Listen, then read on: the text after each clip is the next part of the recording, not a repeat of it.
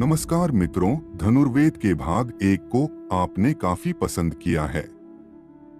आज की इस प्रस्तुति में हम धनुर्वेद की आगे की जानकारी प्राप्त करेंगे। वैदिक युग में सेना का गठन बहुत ही व्यवस्थापूर्ण था। पैदल सैनिक को पदाति कहते थे। 12 पदाति एक अश्वारोही के नेतृत्व के नीचे आते थे। 12 अश्वारोही एक गजारोही के नेतृत्व के नीचे आते थे और सेना का यह हिस्सा एक अर्धरथी के नेतृत्व के नीचे आता था।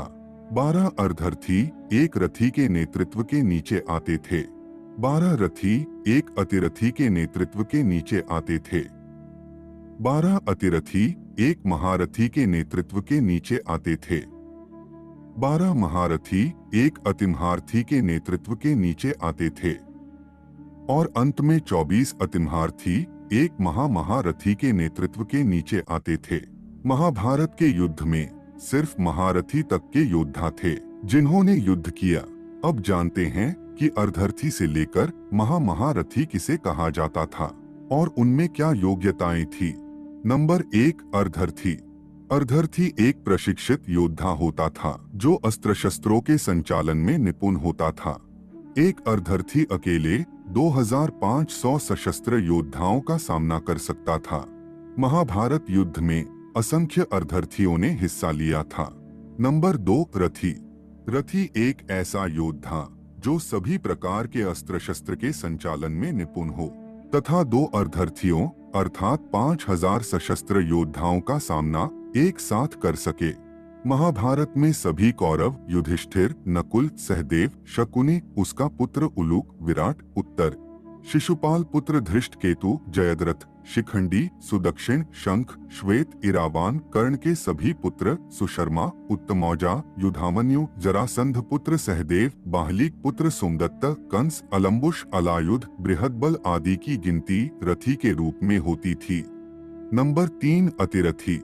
अतिरथी एक ऐसा योद्धा जो सामान्य अस्त्रों के साथ अनेक दिव्यास्त्रों का भी ज्ञाता हो तथा युद्ध में 12 रथियों अर्थात 60,000 सशस्त्र योद्धाओं का सामना एक साथ कर सकता हो। महाभारत में दुर्योधन, भीम, जरासंध, धृष्टद्युम्न, कृतवर्मा, शल्य, भूरिश्रवा, द्रुपद, घटोत्कच, सात्विकी, प्रद्युम्न, कृपाचार्य, शिशुपाल, रुक्मी, सात्विकी, बाहलिक, नरकासुर, प्रद्युम्न, कीचक आदि अतिरथी थे। नंबर 4, महारथी। ये संभवतः सबसे प्रसिद्ध पदवी थी और जो भी योद्धा इस पदवी को प्राप्त करते थे वे पूरे विश्व में सम्मानित और प्रसिद्ध होते थे। महारथी एक ऐसा योद्धा होता था जो सभी ज्ञात अस्त्र शस्त्रों और कई दिव्यास्त्रों को चलाने में समर्थ होता था। युद्ध में महारथी 12 अतिरथियों अथवा 7,20,000 सशस्त्र योद्धाओं का सामना कर सकता था। इसके अतिरिक्त जिस भी योद्धा के पास ब्रह्मास्त्र का ज्ञान होता था, जो गिने चुने ही योद्धा थे, वो सीधे महारथी की श्रेणी में आ जाते थे। नंबर 5, अतिमहारथी। इस श्रेणी के योद्धा दुर्लभ होते थे।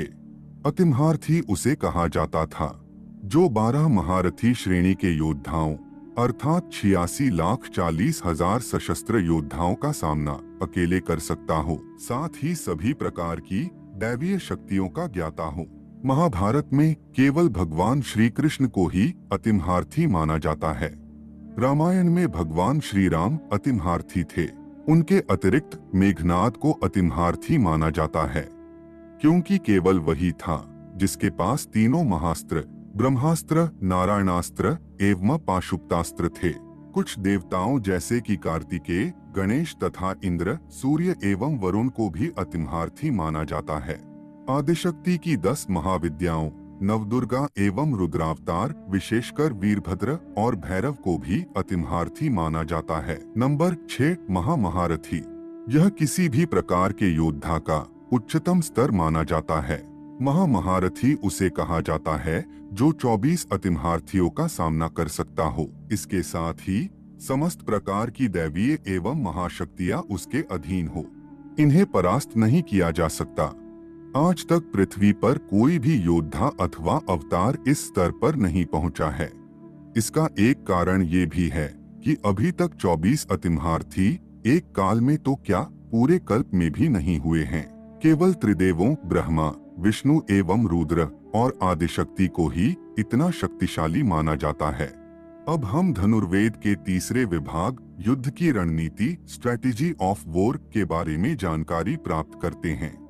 विशिष्ट पद्धति से युद्ध क्षेत्र में सेना को खड़ा करना व्यूह रचना कहलाता है। स्ट्रेटेजी या व्यूह से युक्त सेना अल्पसंख्या में होती हुई भी दूसरी सबल सेना को जीत सकती है।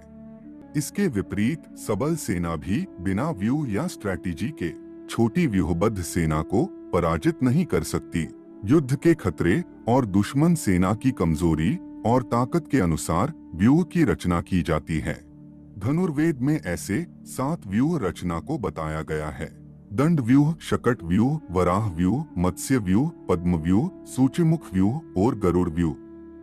युद्ध में परिस्थिति के अनुसार व्यूह रचना की जाती थी, जैसे कि वराह व्यूह की रचना जब सेना 2 पहाड़ियों के बीच से जा रही हो और सेना को दोनों पहाड़ियों से दुश्मन सेना के छुपकर अचानक प्रहार का खतरा हो, तब वराह व्यूह की रचना की जाती थी, जिसमें सेना को दोनों साइड में बढ़ाया जाता था और आगे और पीछे सैनिकों को कम रखा जाता था, जिससे वराह के पेट के आकार की रचना बनती है, जिसे वराह व्यूह कहा जाता था।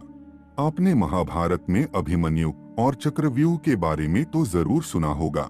चक्रव्यूह में प्रथम 16 हाथियों को गोलाई में खड़े किए जाते हैं।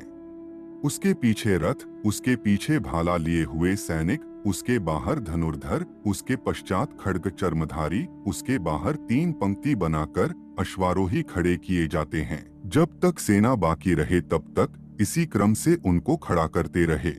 इसे चक्रव्यूह कहते हैं, जो कि देवों द्वारा भी दुर्भेद्य है। अब हम आपको दूसरे कुछ व्यूहों के चित्र बताते हैं। यह है सर्प व्यूह, इसे सिंह व्यूह कहा जाता है। यह पद्म व्यूह है, इसे अग्नि व्यूह कहा जाता है। यह अर्धचंद्र व्यूह है, यह सर्वतोभद्र व्यूह है। अब हम धनुर्वेद के चौथे विभाग युद्ध में नैतिकता वॉर एथिक्स के बारे में जानते हैं। धनुर्वेद में युद्ध के धर्म के बारे में बताया गया है। यहाँ बताया गया है कि युद्ध 2 सेनाओं के बीच होना चाहिए। युद्ध के दौरान किसे मारना चाहिए और किसे नहीं मानना चाहिए। धनुर्वेद के अनुसार सोए हुए को, गाढ़ निद्रा में सोते हुए को, नशा पिए हुए को, जिसका धोती व लंगोट खुल गया हो उसको, जिसके पास हथियार न होवे उसको, तथा बालक अर्थात 12 वर्ष से कम अवस्था वाले को, सज्जन स्त्री को, जो दीनवचन बोले उसको, रण छोड़कर भागते हुए को और धर्मात्मा को न मारे, और इसे युद्ध का धर्म कहा जाता था। आज के जमाने में भी कई देश इस युद्ध धर्म को निभाते हैं और सामान्य नागरिकों, स्त्रियों और बच्चों पर हमला करने पर मनाही करते हैं। युद्ध कला में नैतिकता, धर्म, अनुशासन का बहुत महत्व था। धनुर्वेद से जुड़ी हुई युद्ध कला आज भी दक्षिण भारत में कलरिप्यट्टू नाम से प्रचलित है। इस कला को भगवान शिव ने परशुराम को सुनाई और परशुराम में अगस्त्य मुनि को सुनाई और बाद में दूसरे लोगों तक पहुंची।